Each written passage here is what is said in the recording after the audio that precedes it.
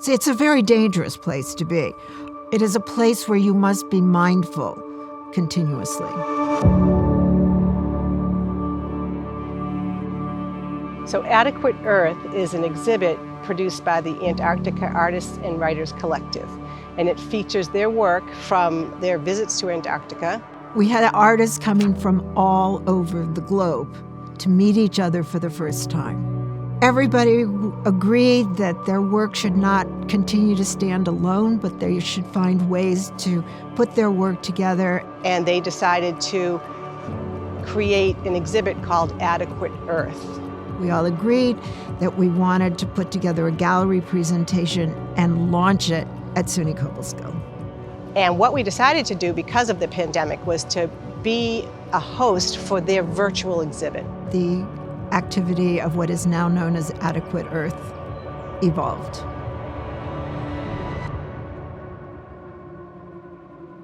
It was a full gamut of art, ranging from performance to musical compositions, poetry, paintings, and sculpture, so a full range of artistic works, communicating the art of science. So the students at SUNY Cobleskill had some direct experiences with the artists and writers, thinking about how environmental science connects with humanities, with art and writing, poetry and music.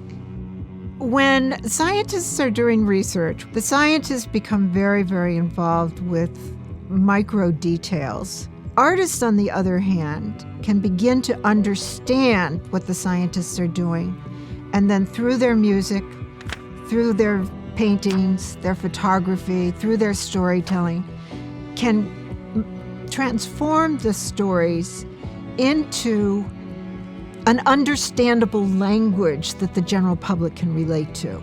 The National Science Foundation was smart enough to realize that. They initiated a program of 1 or 2 artists a year being invited to come to the 7th continent and be embedded with working with scientists to begin to, in essence, translate the work that was being done. What Adequate Earth provided for us was opportunities to bring different disciplines together in multidisciplinary ways. They could now see some of the beauty that's also involved in the scientific work that we as scientists often forget about, that make this work so integrative and exciting. There's a musician, Glenn McClure, and he was embedded with scientists who were studying the erosion of the ice shelf. Glenn was taking the electronic impulses from the sonar and turning it into electronic music. One of the artists that I found very exciting is Kirsten Carlson. I worked closely with her to bring this exhibit to SUNY Cobleskill.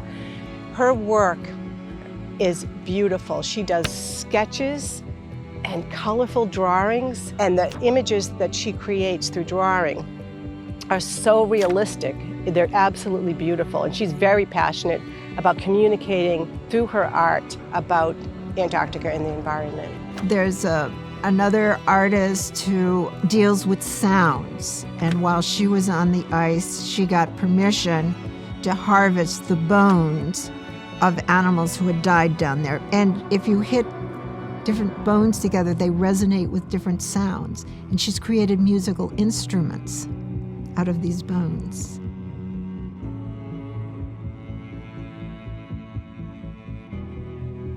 This program fit very well into the way our college is going and the way SUNY is going, that we can see that the humanities has an integral place in agriculture, in the environment, that in being able to write about, speak about, represent issues, global issues, especially global environmental issues, is very important. It's a way for people to advocate for the environment, to advocate globally through the power of humanities, through the power of the arts.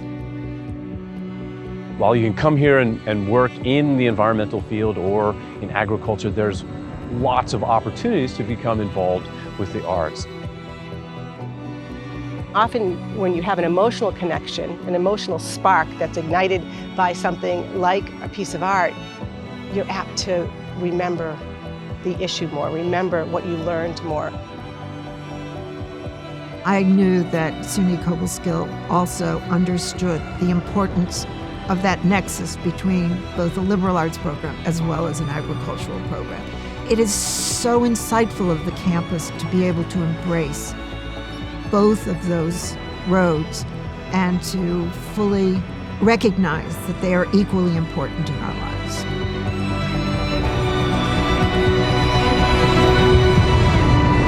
Artists have a way of telling the story. And I think the more we find ways of integrating the storytellers with other work that's being done through other career paths, the more the conversation among all of us is facilitated. It is through the commitment and the hard work of the artist that the virtual activity is happening. And it is also because of the leadership of SUNY Cobleskill that it is happening. And I am grateful to the artists and I am grateful to the school.